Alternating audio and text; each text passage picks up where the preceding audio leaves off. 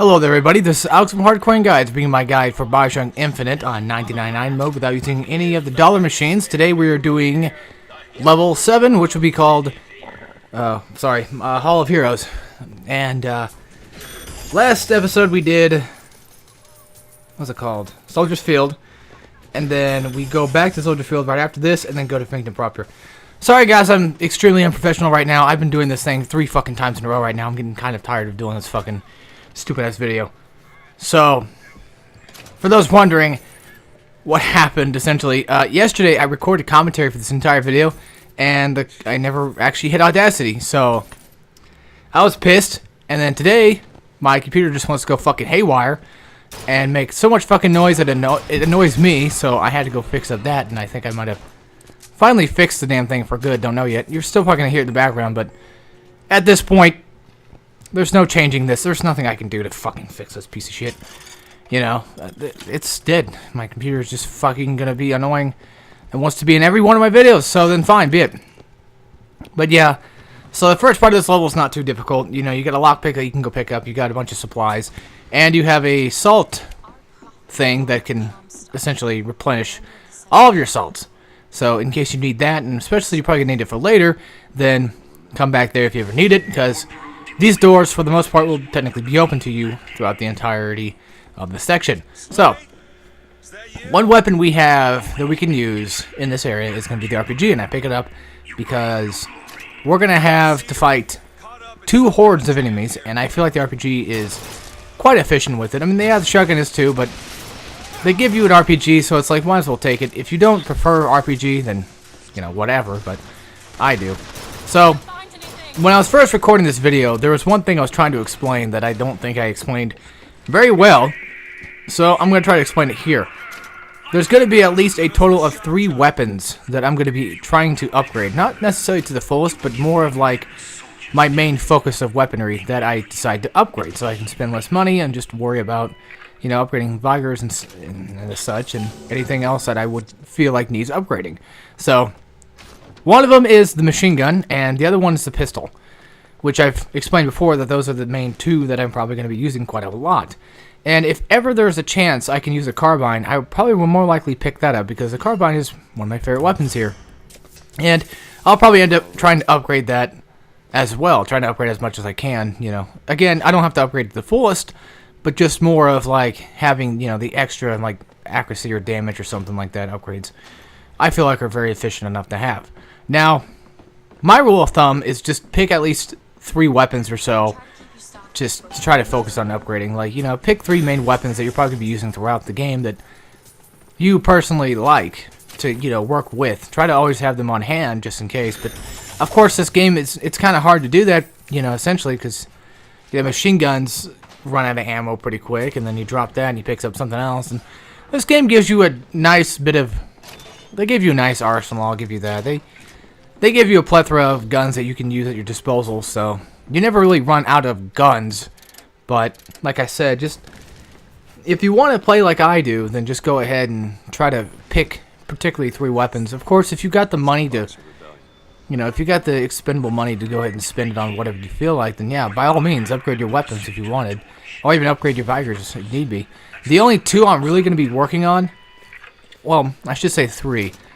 The main 3 Vigors I'm going to be working on is the Bucking Bronco. Possession has already been fully upgraded, and once we get it, I want to work on the shield, which I forget the name of it actually, but it's that one shield that whenever you hold it down, if you have it upgraded, if you get shot at and they hit your shield, then you get ammo from it too, so that's really useful.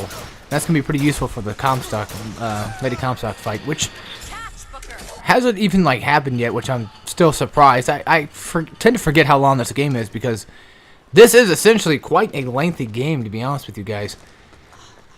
I'm already 11 episodes in, I think, and we're still at the Finkton area, so yeah, it's insane.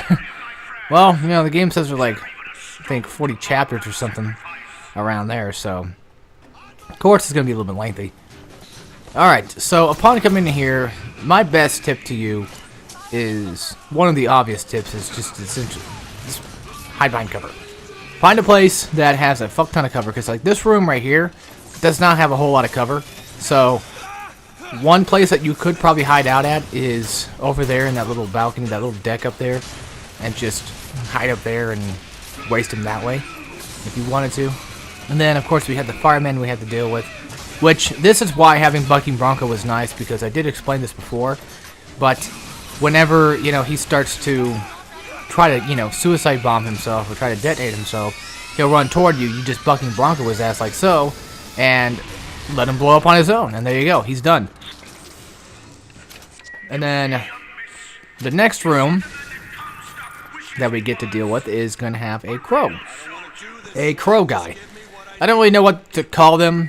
I just call them crow guys because that's what they're using is crows. So to me, that's what he is. And then the fireman, because I think they actually call him that in the game. So I just call him that too. Why not? Or you could call the crow guy like a cultist or something, because I think they are part of a cult. I'm not really sure. I mean, they definitely look like it, that's for sure, but no, in this game it's hard to say. I mean, you know, they have all this, you know, race propaganda and all that too, so I don't know. But anyway, continuing on, we're going to have two guys up here to deal with. Now, one thing I did mention in the previous recording, and by previous recording, I mean the one I did, was take note of whenever you melee people that they do actually recoil back, and you can go in for, you can pretty much just melee a guy to death if you really wanted to. They hardly ever fight back. It's scary to fight shotgunners, but you know, all in all, just, you know, good melee could essentially just fuck up one dude. If you have like one guy left to take down and you're like up close, just, I say just melee him, and if you get him down to like the execution, just go ahead and kill him off like that. And then later on, you'll see later on that I pick up a gear that whenever I execute enemies, I get health from it. But I don't get the invincibility from it, I just get health. So it's kind of nice. But it only happens whenever I think I'm low on health or something. So there is that. But yeah, be careful of this guy in this room. I think he's, what was it, a club enemy? Either way. And then now we have, looks like another piece of gear here, which I don't know if I took it or not. This is fit as a fiddle, so I think I did take this one because this one revives you with full health. So, yeah, whenever you get revived, you come back with full health, and I do equip that. Only because I felt like it'd be necessary. You know, it's kind of nice to have that extra boost in health. And the other thing I had on, I don't think was really that good anyway. So, I said, you know what, hell with it. Whenever I die, which will happen, you know, might as well come back with full health. That way I have an advantage. You know, somewhat of an advantage. I don't have to die instantly. I mean, yeah, I do have the invincibility gear on that allows me to basically just OP my way through most of this game, but even then, like, if you don't have health and there's no health around you, how are you supposed to get that invincibility, you know? That's the thing. So, in here, there's a little bit more cover that you can use, and one spot that I think is pretty good is back there behind the stairs and back over here. Either side works. Essentially, it's blocking off the front of you. That way they can only come through from behind, or from the left and the right side of you. That way you can take them out as see fit. And then just deal with them as you would in a normal horde. And just stay behind cover, watch your shields, and watch your health. And, you know, let Elizabeth scour around. You can, I think, shoot through some of the cardboard in here. So if there's an enemy hiding behind, you know, one of these, what do you call them? Damn it, I have the words on the tip of my tongue, but I can't. Starts with an M, don't it? Fuck.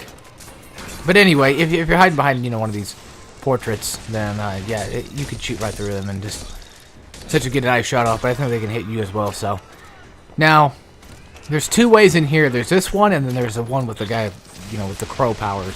So he comes out almost right about now because they give you a few seconds to breathe before they just start slaughtering you with more enemies again. So yeah, just go ahead and take them out as you would normally. And of course, if you have this nice piece of gear on, this will essentially serve you well. And I know people are probably getting tired of me talking about it so much, like, why do you keep bringing it up? Well, the reason being I bring it up so often is because some people skip ahead in terms, and I do the same thing too, where they want help with a particular spot. So they won't watch the beginning of the guide, which is understandable, because, like, why would you want to waste, you know, 3 hours of your life that you already spent on the game just trying to get to that spot, you know, and then you get to a tight spot and you're like, what the fuck do I do? And then they're watching, you know, my video and they're like, how does he have that ice ability? You know, where did he get that? How did he get that? What's going on?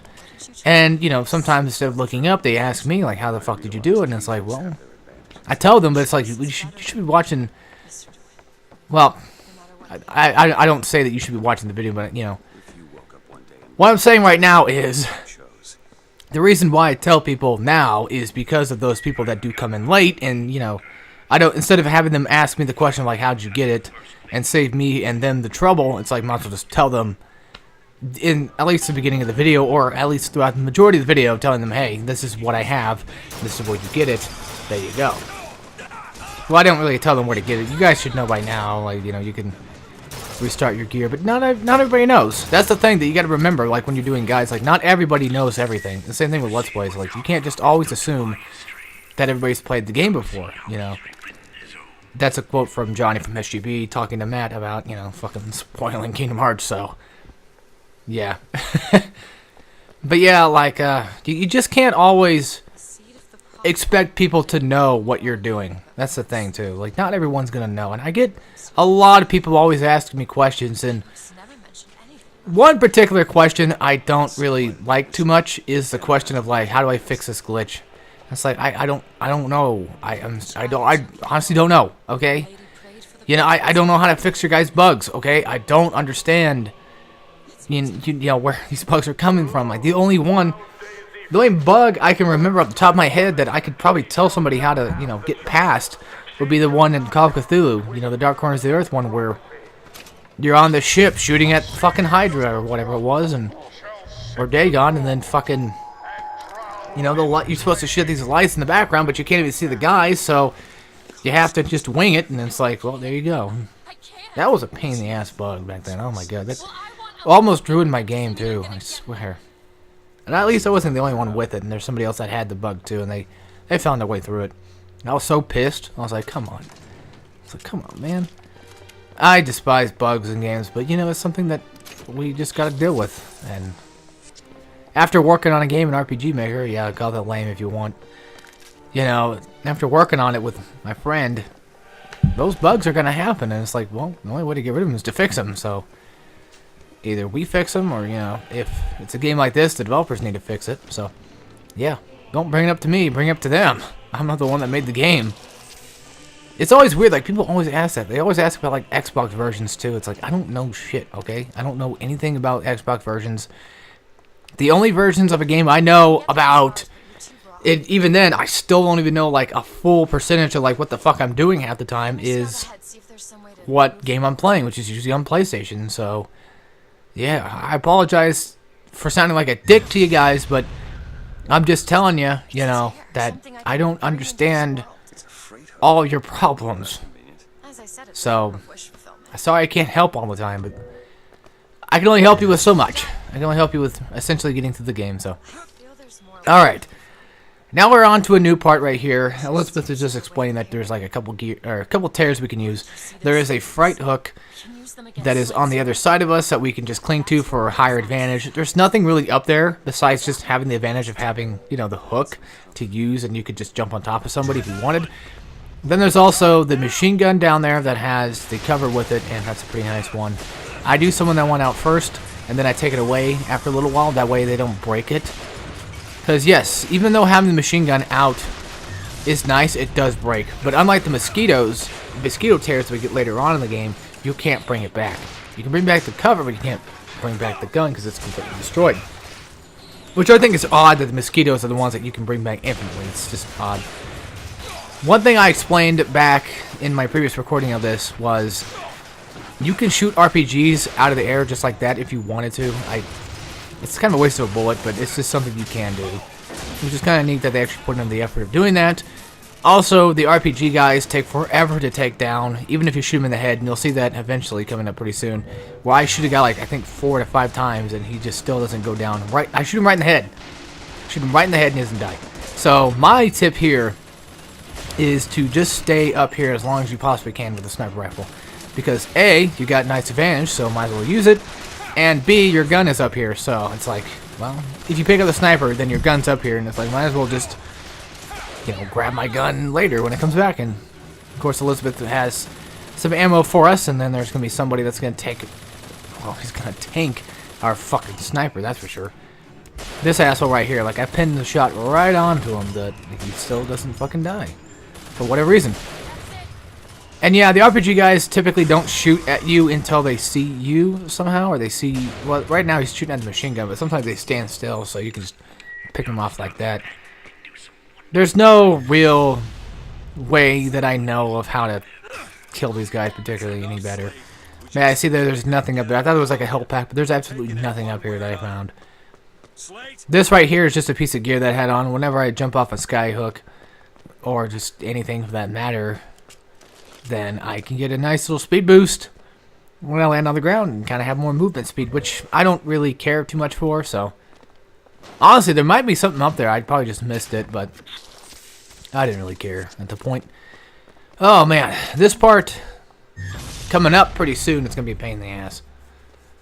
But yeah, right there, that spawns a dollar machine, so I wouldn't worry about going into that. Now, I was talking about when I first recorded this, whether or not clicking on a dollar machine will actually deactivate the trophy or not, or, you know, end off the run. As far as I know, I think you have to buy something from the dollar machine for that to end off the trophy and or achievement. So I'm not really entirely sure, but I wouldn't trust dollar bill machines if you're going for that achievement.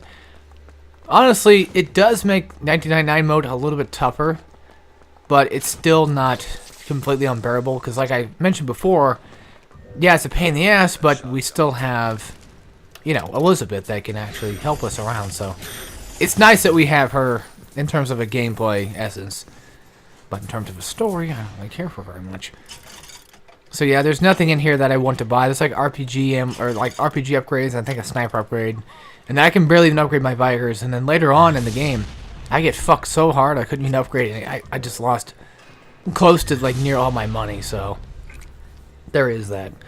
Now, if you guys can't tell what to do in this room already, then my tip here for you is to use, at least try to use the automaton first, or the machine gun guy first. Have him whipped out first, and then whenever you need the medical supplies, go ahead and use them. And then I'm placing down traps in at least 3 distinctive areas. It looks like that was 2 instead of 3, so messed up on that. Alright. Okay, so I put it down in 2 spots instead of 3, like I thought it was. And the automaton himself, the Tin Man, we'll call him that, he comes out. And I don't know if this was the first time we met them or not. I think it was, actually. But we fight these guys a fuck ton. And luckily I'm doing this recording over again because I was talking about the crank gun. And I kept like going back and forth about what I was talking about. So now I want to go into more detail about what the fuck I was trying to say. So, first of all, let's talk about the Tin Man before I get into the crank gun. With him, his weak spot is on his back. It's the gear on his back. If you shoot that, then it hurts him a lot. If you shoot off his head, that doesn't really do much of anything, really, besides just shoot off his head. He still will chase you down. If you shoot off the things on the side of his shoulders, like red glowing lights, I don't know if that does more damage or not. I assume not. It doesn't look like it does.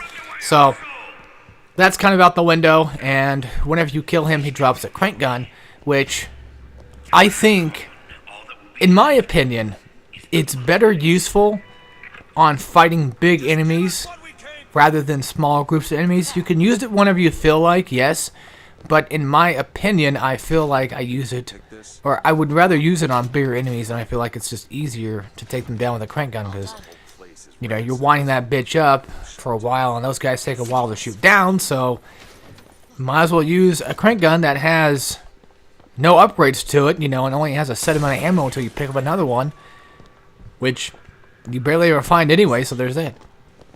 So yeah, it looks like somebody ran in here and exploded. I think I just got past a firefight and didn't even notice, actually. Well, I'll be damned. So anyway, after all that said and done, there are med kits in here, and there are med kits back there that you can grab. And of course, there's also salts and any other supplies. There's shotguns on the left side that if you need those, grab them. Shotgun is actually pretty good against the Tin Man, I think. As far as I believe, because you get up close and personal, you know, you blow his face off, and it does some damage. It does some relative good amounts of damage. But here is where I think I throw down 3 different fireballs. Or no, that I got rejected again. Okay. Great. I was trying to throw down 3 fireballs, but even then I fucked up. So I come back in here, and then I decide to grab the crank gun because we're gonna have to fight, you know, a Big Daddy. Just kidding. There's no fucking Big Daddies in this game. The only thing relatively close to a Big Daddy fight at all is the Handyman. That's about it. That's the only thing close to actually a Big Daddy in this entire game, so. Which I don't mind, really, but I think the Handymen are just kind of weak in general. They're just really too... they're not necessarily, like, easy to take out, but they have a weakness to them. And it's like, okay. Well, so did, like, you know, the Tin Men, too. Like, everything has kind of like a weakness, of course, but Big Daddies back then, like, you know, their main weakness, of course, was electroshock, or... what am I saying? Yeah.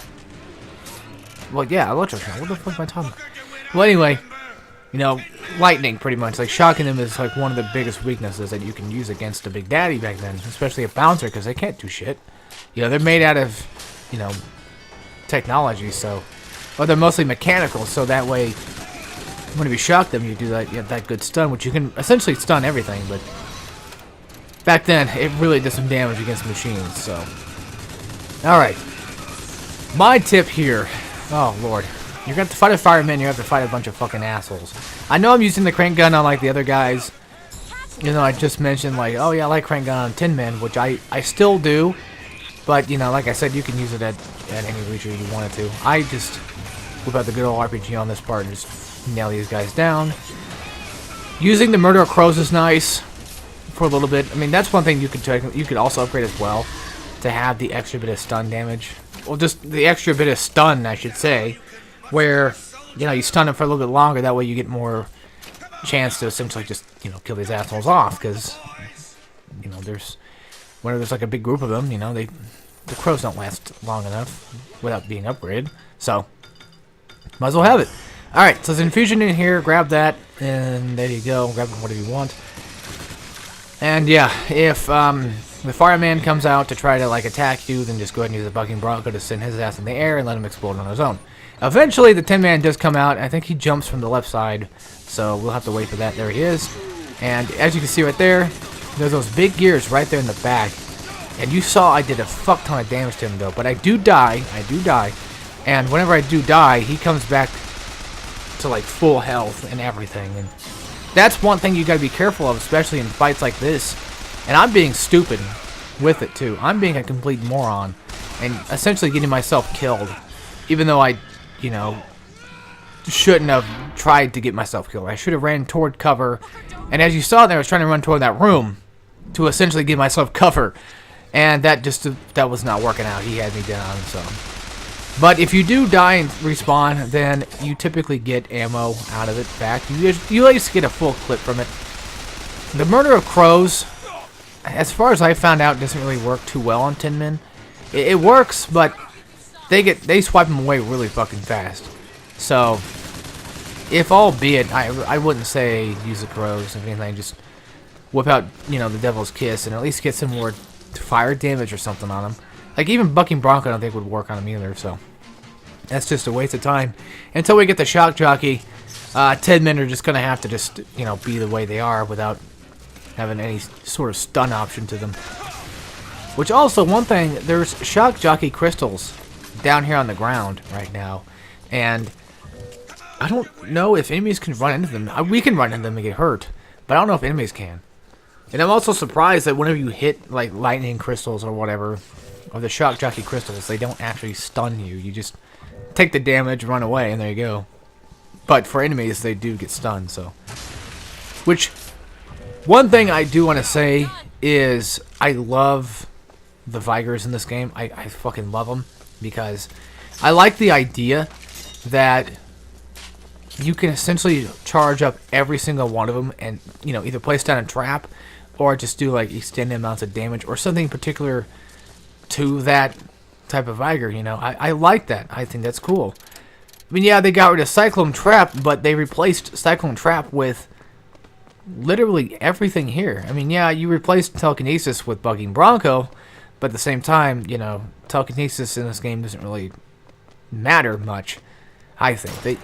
it's not fucking BioShock 2 levels here of like throwing everything fucking everywhere. So, oh man, I've seen that part so many fucking times. I get tired of seeing it. I essentially get tired of seeing this recording of like whenever I get hit by that. It's like the third time I've seen it, because like the first time when I was playing the game, second time I was trying to do the full recording, and then this time it's like I hate watching myself get hurt in this game. It sucks to see it, but hey, what can you do? So luckily for me, I did find a guy that did drop full health, which was very nice of him. Very nice of that guy. Thank you very much. And now we're gonna head out and go kill Slade. And Slate, or whatever his fucking name is. So I do skip all that because it's boring and I don't care. And then of course I figured I was gonna skip this, but I was like, I'll leave it in because some people probably like that. They probably like to see, you know, me getting the powers and shit and see what they look like. So, yeah, for you guys, here you go. Well, if you're wondering what I did, I killed Slate, so I shot him. That's it. Nothing big about it. You don't actually see it anyway, so who cares? Anyway, continuing on. Now that we got the shock jockey, we can finally open up those gates, and then we can go back to Soldier's Field and open up those gates that are hidden around the map that we can use. If you run over here, you're going to fight two guys. Just go ahead and shock their asses, and they're pretty much close to dead. It does help. They're standing in water, so there's that. Surprised we didn't take the damage for it, but then again, we might have been hiding out of the water. I don't know. But yeah, whenever there's any puddle around you, if ever, then you could shock the puddle just like you did in the original BioShock games. So there's that. They always do that too. They always give you that advantage. But one thing I like Infinite for is they allow you to use combos with your plasmids. Which, I mean, yeah, the original BioShocks did as well. But I feel like it's done better here. Like, this game wants to... They want you to do it more often rather than... You know, BioShock 1 where it's like, you gotta figure something out on your own. Like, for instance, whenever I would do... There was one technique I had, which I never really did too much because it cost way too much fucking Eve. And it cost, you know, essentially a bullet and a rocket, so... It wasn't ever really that helpful. It's more of like a cool thing you could do. Which was, place a cyclone trap down... And then whenever somebody runs up to it, this is BioShock 1 I'm talking about. Somebody runs up to it, as soon as they get launched in the air, freeze their ass right in midair, and then send a homing rocket toward them and blow them up. I think I saw that from some video and I started doing it myself and I'm like, that's cool. But it wastes so much shit, so it's really not that important. But anyway, guys, we're getting near the end of this level, and next up we're going to go right back to Soldier's Field, and things are going to be a little bit different from now on. So yeah, if you need the salts, here they are. You go ahead and just... shock this thing out and then, you know, open that up. So whenever you see anything like that, make sure you shock them. There will be optional areas in the future that are like that. So yeah. Anyway, guys, without further ado, hope you all enjoyed, and I'll see you next time. So take care, everybody.